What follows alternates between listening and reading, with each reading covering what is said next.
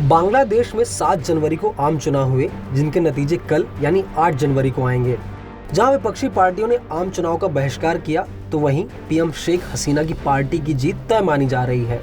माना जा रहा है कि पीएम हसीना की पार्टी चौथी बार सत्ता में आ सकती है। गौर करने वाली बात यह है कि पीएम हसीना की पार्टी अवामी लीग बांग्लादेश की इकलौती ऐसी पार्टी है जो खुद को सेक्युलर बताती आ रही है।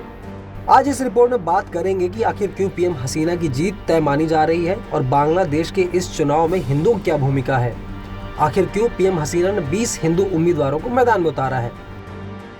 सबसे पहले बात करते हैं पीएम शेख हसीना के बयान की, जो उन्होंने वोटिंग के दौरान दिया। मीडिया से बातचीत के दौरान उन्होंने भारत की तारीफों के पुल बांधे और भारत को सच्चा दोस्त बताया।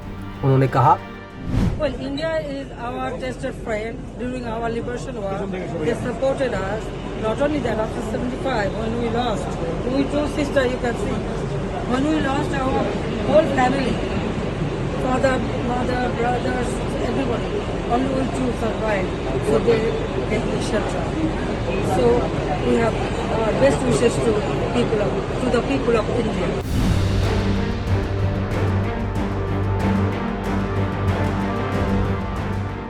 अब बात करते हैं कि आखिर शेख हसीना की जीत तय क्यों मानी जा रही है। दरअसल एक्सपर्ट्स का मानना है कि शेख हसीना के नेतृत्व में बांग्लादेश की अलग तस्वीर सामने आई है। मुस्लिम बहुल राष्ट्र जो कभी दुनिया के सबसे गरीब देशों में शामिल था, उसने हसीना के कार्यकाल में साल 2009 के बाद से ऐतिहासिक आर्थिक प्रगति हासिल की है। बांग्लादेश सबसे तेजी से बढ़ती अर्थव्यवस्थाओं में से एक है। वर्ल्ड बैंक का अनुमान है कि बीते 20 सालों में 2.5 करोड़ से ज्यादा लोग गरीबी से निकले हैं। और तो और बांग्लादेश की प्रति व्यक्ति आय बीते दशक में 3 गुना हो गई है। पीएम हसीना के नेतृत्व में कई बड़ी परियोजनाएं भी शुरू की गई हैं, जो आने वाले समय में बांग्लादेश की जीडीपी को बढ़ोतरी दिलाएंगी। इन सब को लेकर एक्सपर्ट्स का कहना है कि अभी के लिए हसीना का सत्ता में वापस लौटना साफ दिख रहा है, लेकिन उनकी सत्ता को आने वाले समय में अलग अलग क्षेत्रों में चुनौती मिलती दिख रही है।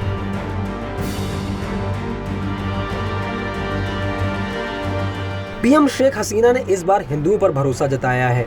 उनकी आवामी पार्टी लीग ने इस बार 298 उम्मीदवारों में से 20 हिंदू उम्मीदवार मैदान में उतारे हैं और यही वो उम्मीद है जो हिंदुओं को आवामी लीग से जोड़े हुए है। खास बात यह है कि 16.5 करोड़ की आबादी वाले बांग्लादेश में ना तो कोई पार्टी 1.32 करोड़ हिंदुओं के लिए खुलकर ऐलान करती है और ना ही उन्हें खुद से जुड़ा हुआ दर्शाना चाहती है। हालांकि पिछले चुनाव में पीएम हसीना ने हिंदू शब्द का इस्तेमाल किए बिना अल्पसंख्यकों के लिए कुछ घोषणाएं की थी, पर इस बार वो भी राजनीतिक मजबूरियों में बंधकर इस्लामिक एजेंडे पर चलने वाली कुछ पार्टियों को आवामी लीग से जोड़ चुकी हैं। गौर करने वाली बात ये भी है कि देश में कुल 44 पार्टियां रजिस्टर्ड हैं, जिनमें से आवामी लीग इकलौती ऐसी पार्टी है जिसने खुद को सेक्युलर पार्टी घोषित कर रखा है। इन सब के बीच आवामी लीग ने 20 हिंदू उम्मीदवारों को मैदान में उतारकर सबको चौंका दिया है।